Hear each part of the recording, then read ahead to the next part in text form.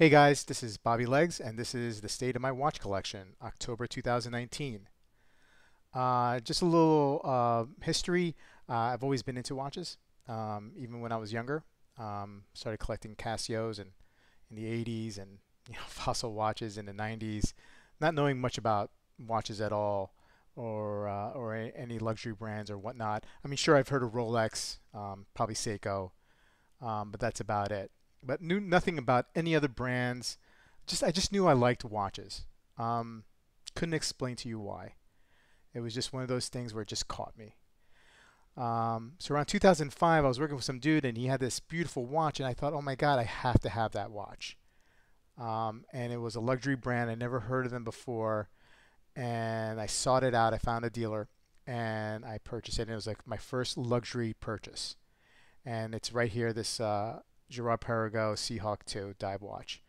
I love this watch. Like I said, I've had it since 2005, so 14 years later. It's in great condition. Originally got it on a leather strap. I don't know how because they usually come in a rubber strap. And my wife, uh, she was my fiance at the time. She bought it as a gift for me with a clasp. Um, but I just recently got it serviced as well. Had to send it to Girard Perregaux, which is probably not the best thing that I could have done. It was pretty pricey, but the date wheel was changing at 6 o'clock and not at the 12 o'clock. So, and it hadn't been serviced in about 14, 15 years. So I figured I might as well send it off, bite the bullet, and get it serviced by the manufacturer. And I just got it back about a month ago, and I just love it. I just love it. I love the power reserve, um, the uniqueness of where the date aperture is between the one and the two, the hands, everything about this watch I really love, and I will never get rid of this. This watch is it's a beauty. So around that time that bought this watch, I also in the same apartment complex that I was living. I became friendly with this guy who he was a watchmaker, and he introduced me to his buddy who was also a watchmaker, and they both worked for Richemont, and so they got me into Panerai, and that's where I picked up this puppy, Panerai Luminor. Um, this watch is just awesome, just time only, so simple. Um, just everything about this watch is really really cool, especially this little lever here to release the crown, and um, just love everything about this watch. I don't know if it's a diver. I don't know if it's a field watch. It's obviously too thick for a field watch.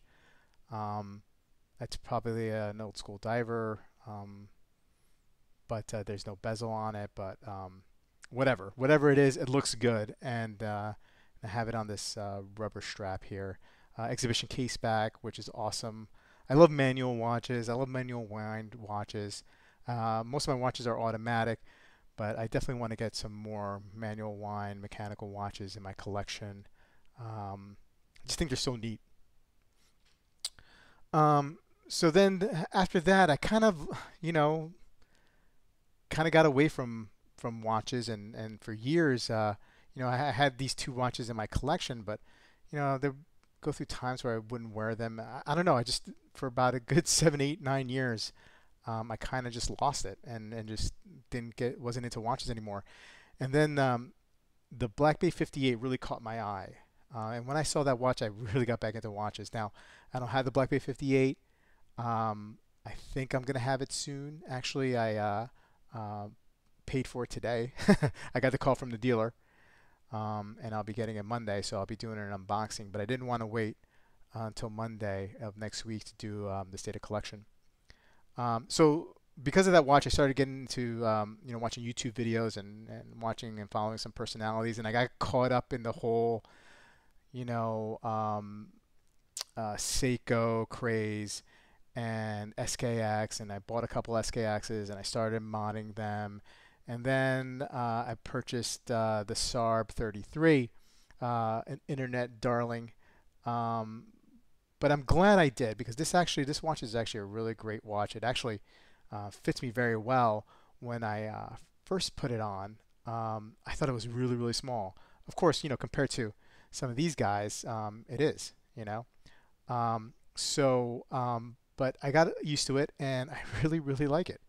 Um, Now, I don't know if this is going to be a permanent stay in a collection, but it might be. It's a really versatile watch. Can take it into the office.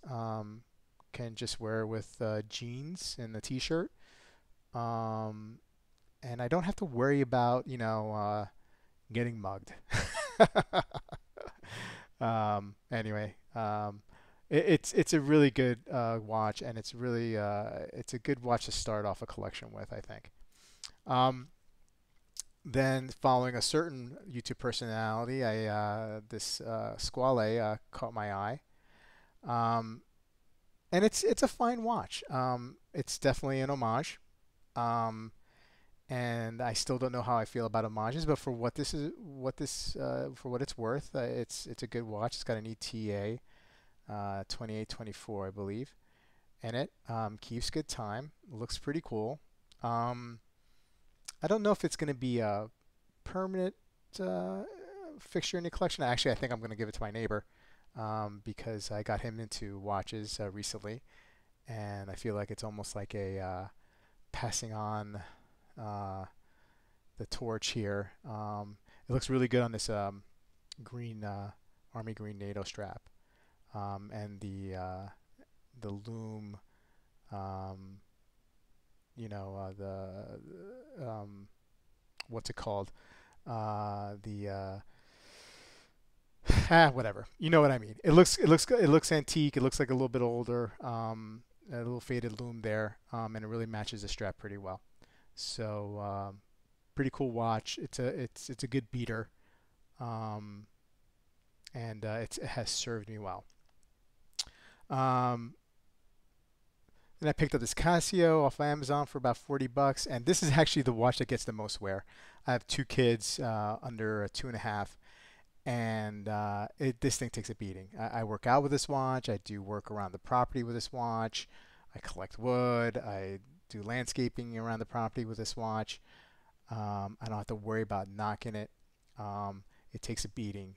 It's a really, really good watch, and if this ever dies and I can't replace the battery, I'll get another one. It's a good one. So recently, I purchased I would say I would say it's a Grail one of the Grail watches, and it's this Zenith El Primero. I got the 38 millimeter version. I was concerned that any of the other versions, the 42 or the 45, the lug to lug would be too much for me. This the lug to lug I think is like 47. Um, and this watch is it's a beauty, man. It's such a beauty, and to own a piece of history as I see it, the arguably the first automatic chronograph, and this watch has the heritage, and it's really cool. The one thing, my one only complaint about this watch, especially coming in this leather strap, it feels more like a dress watch, and that's okay, but I tend not to wear it as much as I like to. So I just actually picked up a couple of distressed leather NATO straps. A friend of mine sent me a picture of this watch on a distressed leather NATO from Hodinkee. Now I didn't purchase that strap from Hodinkee, but I purchased it from somebody else. But hopefully I can mimic that look because it was a really hot look, and I really enjoyed it. And I actually just got that in today, so I'll probably swipe that out. But this watch is the best, man. I just, it's so freaking cool. I love staring at the case back. Um, and yeah, that's awesome. Well, actually, hasn't wound up yet. Probably should have done that before I activated. There it goes. And then stop, and then fly back. Awesome watch. Definitely a keeper. Staying in my collection. I'm not going to get rid of this. I had thought about it, but I definitely want to give it another shot with a couple other straps. I think that'll do it, and it'll get to my wrist, and I'll start wearing that more often. So that's it. That's it for now. I had at one point last year I had about like 10 watches, and I consolidated a little bit. Um, I I'm not one of those kind of guys who's happy with just one watch or just three watches. I think I'm gonna have to have like at least a dozen.